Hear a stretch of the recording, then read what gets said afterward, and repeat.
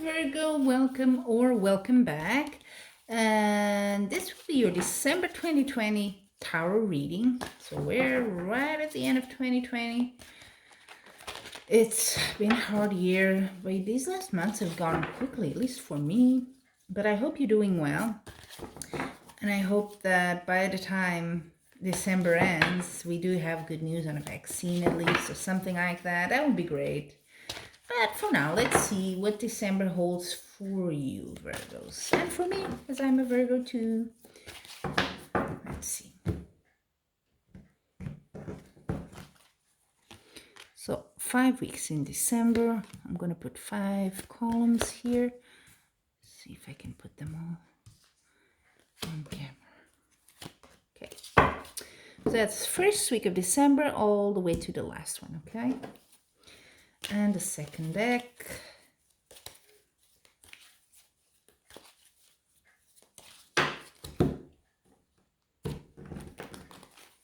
There we go. Also 5. Oof, a lot of action going on there. Yay! I do like that card at the bottom of the deck. Look at that, 9 of Cups. In this tarot deck, which is a Healing Light Tarot. I really like it because it's very colorful and it's kind of inspired in energy and light. And, you know, as a Reiki master, I kind of like that. Surprise. But it's still very identifiable with the classic tarot deck. So I kind of like that. It's really nice. But yeah, that's a great card. That's like sort of the yes, you get what you want card. So I love it. Every time I have it, I'm like, yeah. So let's see what you get. Oh, I have a beautiful card as well. First week of December, the Star. Major Arcana. Very similar to that one, to the... Oh, I'm going to put it out. When did I put it in again? Who knows? 9 of Cups. It's a very similar card. Wishes come true. You know, friends, people surrounding you that help you. Everything is aligned. You see the little stars. The stars are aligned for you. And look at that. Things are going quick in your life. News, movement, emails, calls, whatever it is. It could be friends reaching out and you reaching out. So quite a social life, busy social life going on here. I'm guessing Star has to do with that as well, which is good. The second week of December, a bit of a... but actually it's the only card the only sort of column here, a week that's not bad. It's good and it's not good. It might be... you feel a bit, I don't know, something, an opportunity, a proposal, someone comes to you with an idea, something like that, and it's not that you don't like it, but I don't know, it leaves you in a place where you're not so happy maybe as you were in the first week. So maybe you feel a bit left out, you know, or maybe it could be definitely about money as well. Maybe you feel like, oh, okay, I lost money there, or something didn't go exactly as you thought. So you feel a bit like it could have been better. Let's put it like that. I'm not being dramatic here because I think it's a very small, kind of hiccup here. Nothing big. Third week, and I'm going a bit fast. I'll go back later to connect the dots, so to speak. But third week, you have 2 of Pentacles. Okay. And 3 of Wands. Okay. Balancing things, keeping everything in order. And with the 3 of Wands, you kind of, it could be you have some sort of a second business or a second activity, something like that, where money comes from, and you're kind of balancing both things and waiting for something to kind of, bring the fruits of your labor, that kind of thing. You're kind of looking around and seeing, okay, how can I make this work? And then the next week you have the King of Cups and the High Priestess. Interesting connection.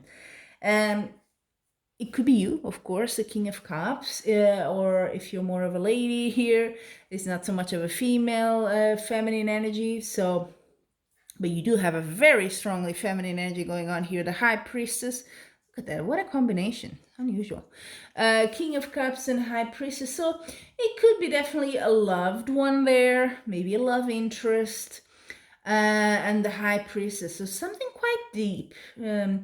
and the high priestess also has to do a lot with studies, a higher knowledge, which can be your inner knowledge, your inner voice, if you do meditation, that sort of thing. Could be that you're kind of thinking things through.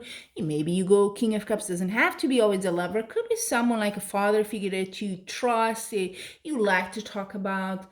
Could be even someone like a priest or someone you confide in. You know what I mean? Because it has this high priestess spirituality aura going on here.